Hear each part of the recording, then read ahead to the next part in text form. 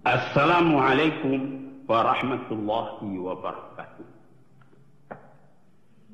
Para pendengar, saya ucapkan selamat pagi, selamat mengerjakan sembahyang subuh, dan selamat lagi mendengarkan uraian-uraian tasawuf yang memang menjadi pakaian dari kehidupan kita dengan segala variasinya, bunga-bunganya, kembang-kembangnya, sehingga kita melihat bahwa tasawuf itu satu ilmu yang mengenai kerohanian kita, tambah dikaji, tambah mendalam, sehingga kita tenggelam dalam asyik, dalam syok, dalam kerinduan.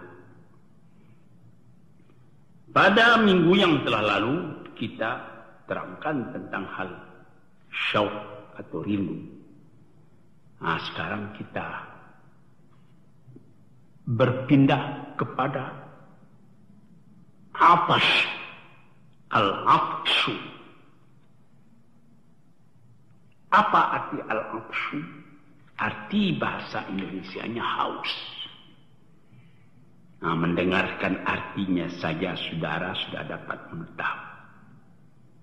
Kaji kita berturut-turut. Mula-mula dulu kita mengaji mahabbah, cinta kepada Allah. Sudah berapa lama kita kaji, lantas pindah sesudah mahabbah itu ghirah, cemburu. Orang yang cinta sejati ada rasa cemburu dalam hatinya. Dia tidak mau berbagi cintanya itu. Dia cuma satu saja yang dicintai. Sesudah itu, sesudah akhirah kita pindah kepada syauq, rindu. Rindu hendak bertemu. Sesudah itu kita pindah kepada qalaq, kegoncangan hati, kecemasan. Kalau kita punya permintaan tidak didengar. Dan banyak misal-misal yang telah saya kemukakan di zaman yang sudah-sudah ini. Mudah-mudahan maksud pengajian ini merubah perasaan Tuhan, perasaan saudara-saudara. Jangan kasar memikirkan agama. Jangan cuma menghitungkan ini haram, masuk neraka, ini masuk surga. Jangan itu saja. Ketahui kehubungan kita dengan Tuhan itu lebih mendalam. Sehingga dikatakan oleh ahli tasawuf, man lam yaduk lam ya'rif.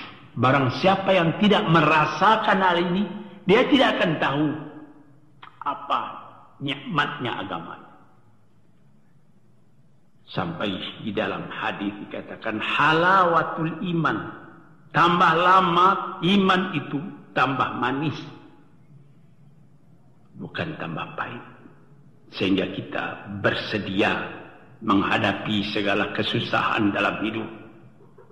Sebagaimana pernah saya mengemukakan salah seorang sufi yang besar, Bishr al-Hafi, teracung kakinya kepada batu sehingga terbit darah daripada ampuh kakinya. Dia bukan mengeluh tapi merasa syukur. Ketika istrinya bertanya, mengapa Tuhan merasa syukur padahal kaki sudah sakit begitu? Katanya, saya ditegur oleh Tuhan tadi di jalan. Jadi kalau ditegur oleh kekasih itu bukan sakit yang terasa, enak. Nah, ini dia saudara-saudara yang terhormat, pengajian kita. Saya sendiri pun di dalam mengaji ini berusaha juga tiap hari. Mudah-mudahan saya mendapat sifat. Karena tasawuf itu sifat. Arti tasawuf dia sifat artinya membersihkan. Dibersihkan selalu jiwa kita daripada kekotoran-kekotoran yang hinggap padanya. Nah, sekarang kita kaji lagi al-atash. Apa arti al-atash? Haus. Haus kenapa? Karena kita rindu. Karena kita cinta. Karena kita syok, rindu. dengan sendirinya timbul kehausan. Ingin hendak bertemu, ingin hendak mendapat jalannya. Jadi di sini barinyalah keterangan mula-mula diambil daripada sebuah hadis, sebuah isi Al-Quran yang terkenal di dalam surat Nur. Dikatakan bahwa ada orang yang mencari kebenaran itu, haus akan kebenaran itu. Dimisalkan dalam Quran dalam surat Nur, kasarabin biqi'atin yahsabu dham'anu ma'a, serupa dengan fata morgana, gejala panas di padang pasir. Yahsabu dham'anu ma'a, orang yang haus menyangka bahwa yang berkilat di padang pasir itu air. Maka ditempuhnya lah, dijalaninya. Malah kalau kita naik mobil pun di tempat yang sunyi di waktu panas dari pukul 11 tengah hari. Misalnya kita berangkat dari Panarukan hendak menuju Indramayu, Jatibarang, jalannya lurus. Itu kelihatan seperti air di tengah jalan. Untung kita naik mobil. Bagaimana kalau kita jalan kaki? Saya sendiri sudah menderita yang demikian itu ketika umur saya masih muda, umur 19 tahun. Saya tidak ada uang buat menyewa unta. Lalu saya berjalan kaki dengan salah seorang teman saya, orang meninjau juga. Kalau saya tidak lupa namanya Haji Mahmud. Kami berangkat dari Mekah pukul 5 sore. Jalan kaki. Karena sudah terlalu capek berjalan, tak kira-kira baru 25 kilometer, sudah tidak dapat diangkat kaki lagi. Sudah semutan, sudah pegal kaki. Karena itu, ya untung berjalan sore, sebab itu tidak panas pasirnya. Tetapi, itu pasir dalam. Lunak. Jadi kalau kita injak boleh dikatakan kaki kita surut ke belakang sedikit. Nanti lama-lama jadi pegal. Saya kira-kira pukul 11 malam kami tidur. Tertidur di tengah padang pasir. Berdua dengan teman tadi. Kami sembahyang ketika itu dengan tayamum saja. Kami tidur. Enaknya tidur di padang pasir itu. Malam jadi panas tidak terasa. Tidak tersentak-sentak tidur. Setelah terbangun kemudian dilihat matahari sudah naik. Sudah cukup keluar, jadi kira-kira pukul 7. Baru kami sembahyang subuh. Habis sembahyang subuh kami berjalan. Tambah lama, tambah panas. Itu belum sampai di Bahra kan. Jadi itu Bahra, jarak antara Mekah dengan Jeddah, Bahra namanya. Sekarang dengan mobil itu tidak cukup, barangkali cuma setengah jam dari Jeddah atau lebih-lebih sedikit. Coba saudara pikir waktu itu belum ada jalan raya sebagai sekarang. Jadi sangat panasnya. Di dalam panas tadi dari jauh pukul 9, pukul 10, pukul 11 itu sudah sangat panas. Dari jauh kelihatan air terus tergenang air nampak. Kita jalan, tidak ada air. Itu cuma gejala panas. Kita tambah haus. Di sini namakan atash, haus. Di dalam Quran dikatakannya kasarabin biqi'atin yahsabuhu dham'anu ma'a. Orang karena haus kepada air, dilihat dari jauh ada air, tapi idza ja'ahu, setelah sampai ke tempat, lam yajidhu syai'a, tak ada apa-apa, tak ada air, melainkan pasir yang panas. Ini satu. Jadi diumpamakan di sini orang dalam mencari kebenaran itu haus. Kalau tidak ada pimpinan dari Allah, mungkin air disangka air, padahal pasir. Namun kerinduan, namun kehausan tidak lepas, melainkan masih tetap mencari. Saudara-saudara yang terhormat, disinilah dikatakan atash itu, yaitu haus. Jadi, bagaimana kita hidup di dunia ini?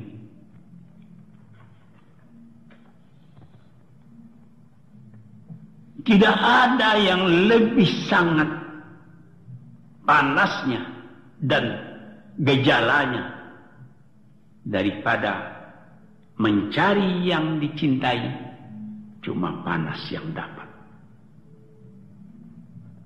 Orang yang ada dorongan daripada hati imannya, meskipun dia tidak mendapat air itu, dia masih tetap mencari. Sebab apa?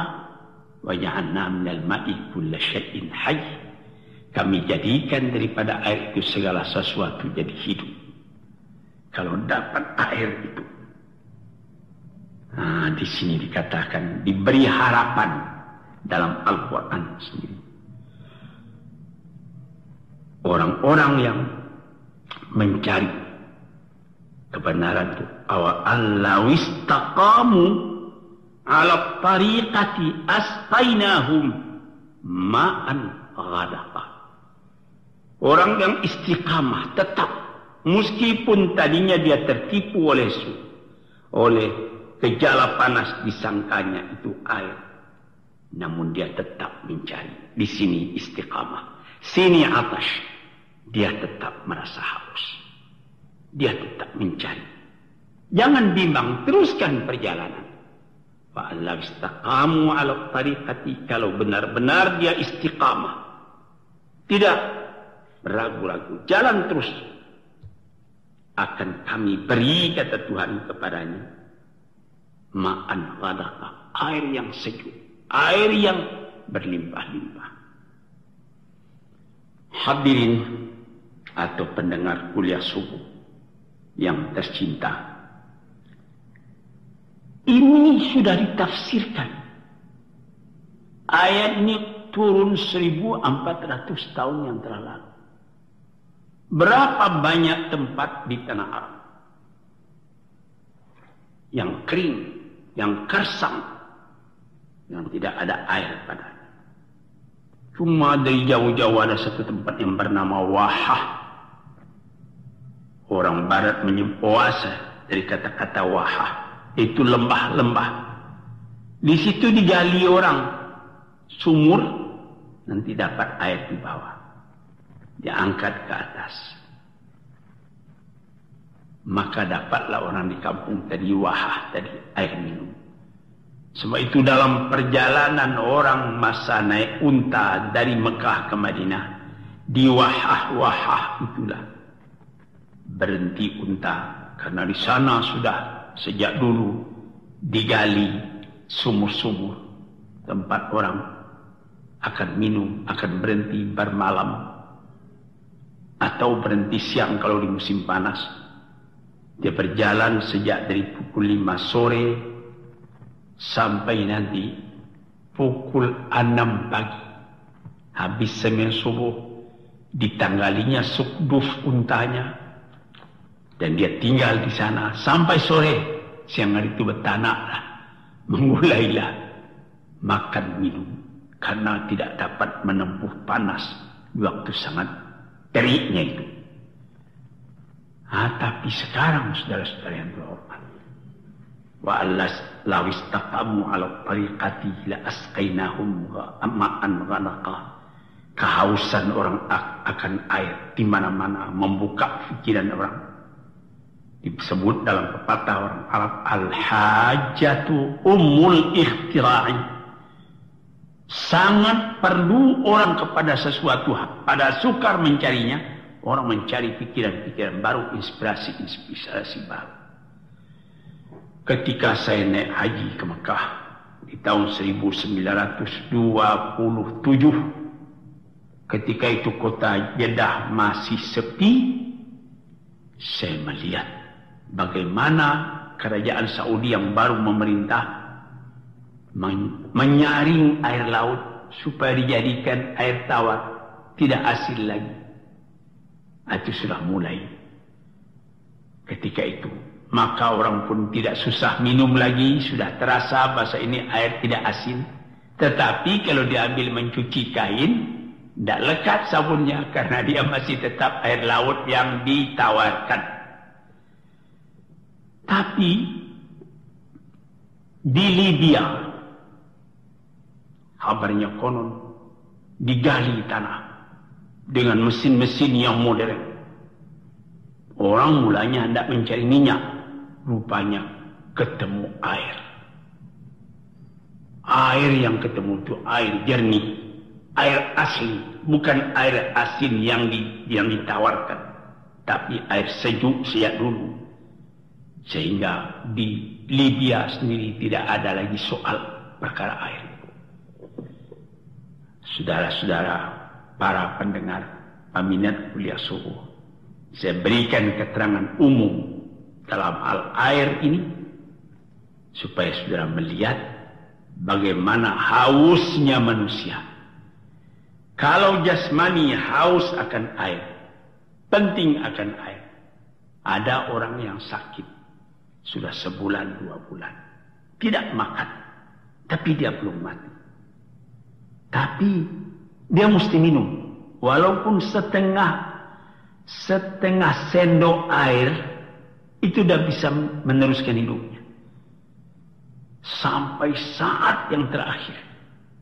Sampai setengah jam mau dia meninggal dunia, masih sanggup dia minum air. Tapi padahal sudah berbulan-bulan tidak makan nasi.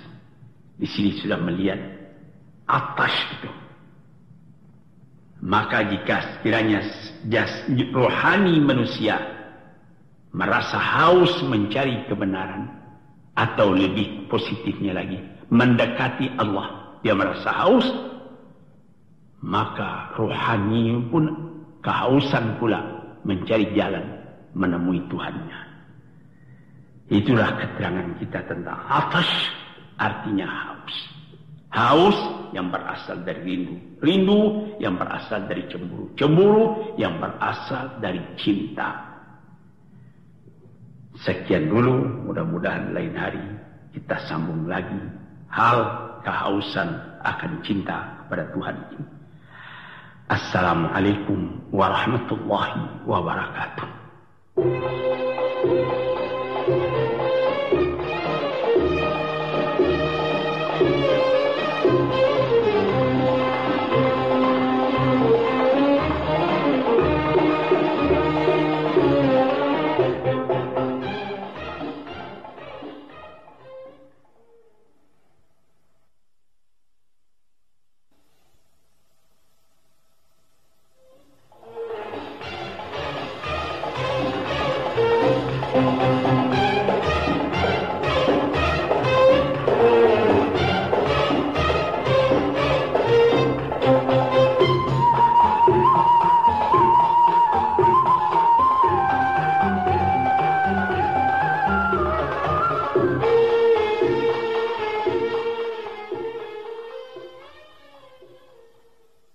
Assalamualaikum warahmatullahi wabarakatuh.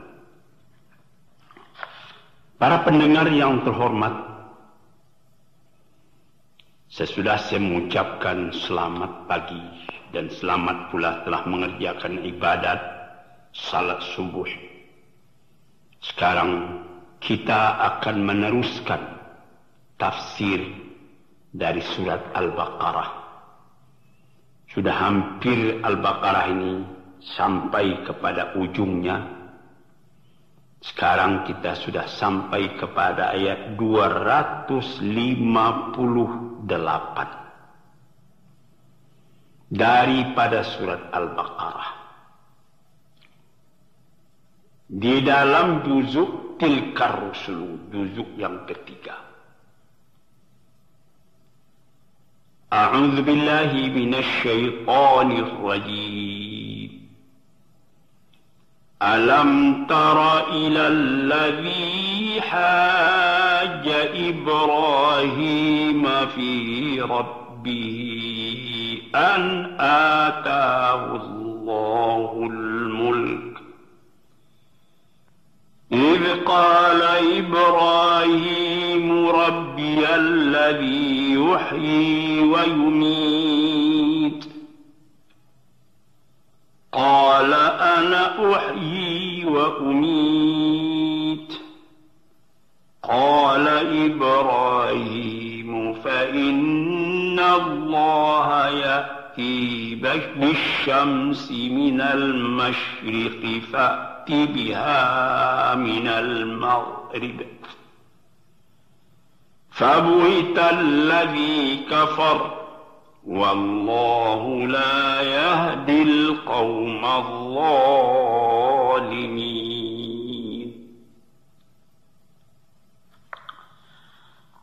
Adakah tidak kau lihat orang yang pernah bertukar pikiran, berhujjah dengan Nabi Ibrahim tentang tentang Tuhannya, bahwa sungguhnya Tuhan telah memberikan kepada orang ini bahwa berhujjah oleh Nabi Ibrahim itu yang diberikannya yaitu kekuasaan, kerajaan. Orang itu ialah Raja Namrud, raja di zaman Nabi Ibrahim. Dia merasa dirinya berkuasa sebab dia raja.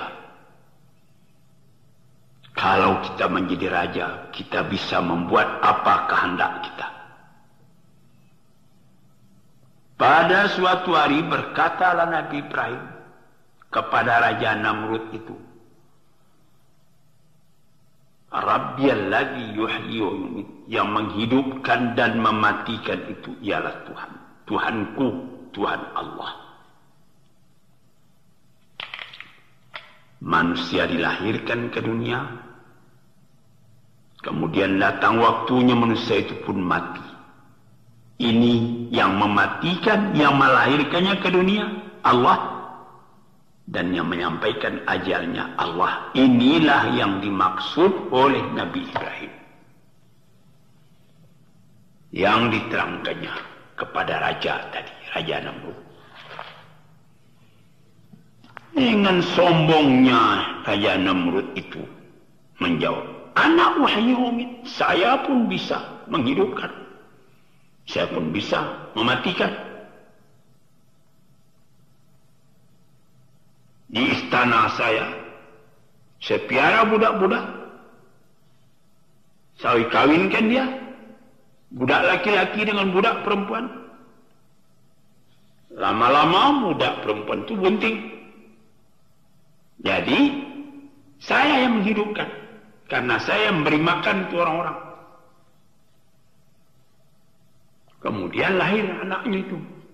Itu namanya aku yang menghidupkan. Nah, coba lihat kan, menurut tafsir katakannya, banyaklah pemuda-pemuda, anak budak-budak, laki-laki, budak laki-laki, budak perempuan, dikawin oleh Nabi Ibrahim, beranak-beranak. Nah, ini anak-anak semua. Saya yang mengasih hidup, saya mengasih makan. Dan saya pun berkuasa pula buat membunuhnya. Lalu suruhnya panggil anak. Ada di antara anak itu yang dibunuh atas perintah daripada Raja Namrud. Kau lihat sendiri. Kau bilangkan Allah itu yang menghidupkan dan mematikan. Aku pun menghidupkan. Aku pun mematikan. Berapa banyak ini budak-budak saya kawinkan, beranak, mati. Ada yang saya sendiri suruh bunuh, mati. Tidak ada yang akan bantah sebab saya raja. Ini kata Raja Namrud kepada Nabi Ibrahim. Lalu Nabi Ibrahim berkata, qala Ibrahim, berkata Nabi Ibrahim, fa inna Allah ya'ti bisyamsi minal masyriq, fa'ti biha minal maghrib. Kalau begitu, Tuhan memahamkan. Tuhan pula yang menghidupkan dan Tuhan pula yang mematikan, karena Tuhan mengawinkan budak-budak. Dapat anak-anak itu bisa Tuhan bunuh. Tidak ada orang yang membantah sebab Tuhan yang kuasa. Sekarang Tuhan lihat, Allah menerbitkan matahari dari sebelah timur. Coba kalau Tuhan berkuasa, terbitkan matahari itu dari sebelah barat. Fabuhital ladzi kafar. Tak bisa bercakap lagi raja tadi. Fabuhita artinya terdiam dia. Alladzi kafar, raja yang kafir itu. Jadi sehingga mana dia punya kekuasaan di sini yang diberikan komentar oleh ahli tafsir. Sehingga mana kekuasaannya? Kalau dikatakannya bahwa dia mengawinkan budak laki-laki, budak perempuan, lupakah dia bahwa ada juga budak itu yang tidak beranak? Maaf 1000 kali maaf, sudah siang malam dia bergaul, dia tidur bersama-sama, yang lain beranak, dia tidak. Mana kekuasaan raja menumbuhkan anak dalam rahim perempuan tadi? Dia lupa. Satu. Atau kemudian diperintahkan panggil itu anak. Raja bisa menyuruhkan karena dia berkuasa. Ayo, dipanggilnya Algoyo, potong leher anak ini. Dipotong mati. Tapi ada anak tadi yang lari. Sudah didaftarkan raja bahwa dia akan dibunuh. Karena raja berkuasa, tidak ada menteri yang akan membantah. Tidak ada rakyat yang akan menupang. Sama sekali akan tutup mulut. Tapi akan ada di antara anak-anak itu nanti, ini bahaya ini. Sebelum datang bahaya dia lari. Dicari tidak ketemu. Keputusan raja tidak jadi jalan. Sebagaimana Ashabul Kahfi. 309 tahun lamanya. Pergi bersembunyi, tidak dapat ditangkap oleh raja yang memerintah di zamannya. Di sini sudah gagal. Apalagi kalau sekiranya diperintahkan, coba kalau engkau betul berkuasa, terbitkan matahari dari sebelah barat, benamkan di sebelah timur. Bisa apa tidak? Kekuasaan raja tidak sampai ke sana. Kekuasaan segala pemerintahan di dunia tidak sampai. Manusia tidak sanggup buat memerintah alam. Ini seperti kejadian sudah diatur demikian rupa. Sudah segala belanja dikeluarkan. Pembangunan supaya rakyat bisa hidup dengan tentram, adil dan makmur. Tiba-tiba datang gempa bumi. Di Italia lebih 10.000 orang yang mati. Adakah kekuasaan dari Presiden Italia mengatakan, hei, gempa stop, saya berkuasa. Tidak bisa melangkah malahan Presiden Italia tadi sendiri pun akan lari ke tempat lain. Kalau tidak, nanti akan dihantam lagi dia oleh banjir itu, oleh gempa bumi itu.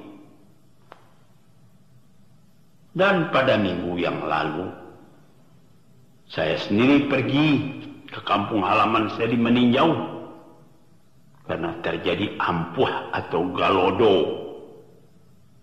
Runtuh bukit karena lebatnya hujan, tergenang air di runtuhnya bukit. Setelah runtuh bukit, yang air turun ke bawah itu menjadi galodo. Ditimbunnya kampung. Sehingga ada satu rumah yang berdiri di pinggir danau, di dekat sungai Tumayo, digulung oleh air masuk rumah itu ke dalam danau. Demikian dalamnya danau tadi sehingga tidak kelihatan lagi di mana rumah itu. Sesudah air jernih, tidak kelihatan lagi. Demikian dalamnya. Kekuasaan mana yang bisa menghambat itu? Manusia bisa berikhtiar, menyesuaikan dirinya dengan alam. Bagaimana supaya terjadi gempa, jangan terjadi bahaya karena gempa bumi. Mungkin bisa, tapi gempa itu sendiri tidak dapat dihalangi. Atau seperti musim panas dan musim dingin di tanah Arab. Dinginnya Allah Rabbi, pecah tulang karena dingin. Panasnya Allah. Sehingga sudah cuma tinggal ke celana kotor saja, celana kolor yang kita pakai, masih panas. Karena anginnya angin samum namanya. Angin itu sendiri panas. Tidak ada manusia yang dapat. Ya, ada diadakan AC, air condition di rumah. Keluar dari rumah, panas lagi. Nah, disinilah perkataan Nabi Ibrahim ke Raja Namrud. Engkau bisa menghidupkan dengan mengawinkan budak-budak, lalu lahir anak. Itu namanya menghidupkan. Dan engkau bisa panggil orang tuanya, ini anak mau dibunuh. Tidak ada orang yang kau bantah. Tapi berkali-kali kejadian seperti Raja Fir'aun sendiri membuat perintah kalau ada perempuan dari Bani Israel melahirkan anak laki-laki, anak itu mesti dibunuh. Ya, yuzabbihuna abna'ahum, dipotong leher anak-anak laki-laki. Wa yastahyuna nisa'ahum, anak-anak perempuan dibiarkan hidup. Ini satu aturan yang kejam juga. Sehingga anak-anak perempuan, karena tidak ada lakinya, sudah mati semua, dibunuh di waktu kecilnya. Terpaksa itu nanti kepuasan kelaminnya menjadi budak dari kaum Fir'aun. Jadi maksudnya hendak menghabiskan orang-orang Bani Israel atau orang-orang Nabi Musa di waktu itu. Tapi apa yang kejadian? Nabi Musa itu sendiri yang dipungut anak oleh Fir'aun. Satu keajaiban.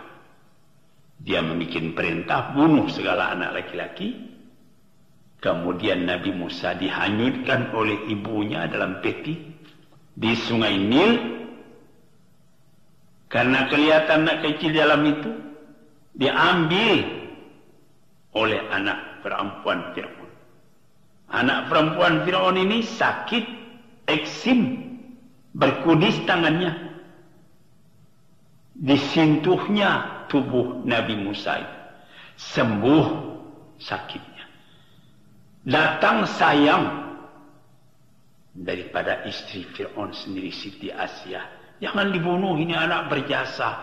Kemudian anak itulah, Musa itulah yang menjadi lawan, yang disebutkan, yang dikehendaki oleh Tuhan.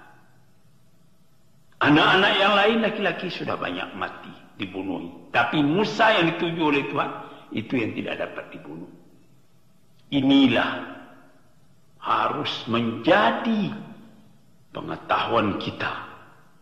Baik kita-kita yang telah berkuasa, pemegang pemerintahan, atau orang-orang yang lain. Ingatlah bahwa di atas dari kekuasaan kita, kekuasaan Tuhan. Kita bikin satu rencana.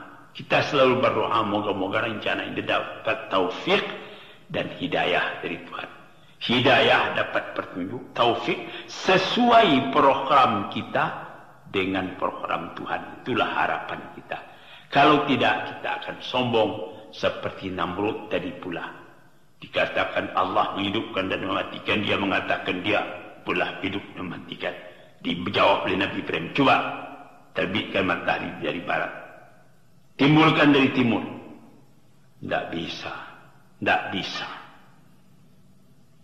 Kekuasaan Allah itu, Inna Allah ala kulli syai'in qadir. Segala sesuatu ini ada qudrat dan iradat dari Allah Ta'ala sendiri.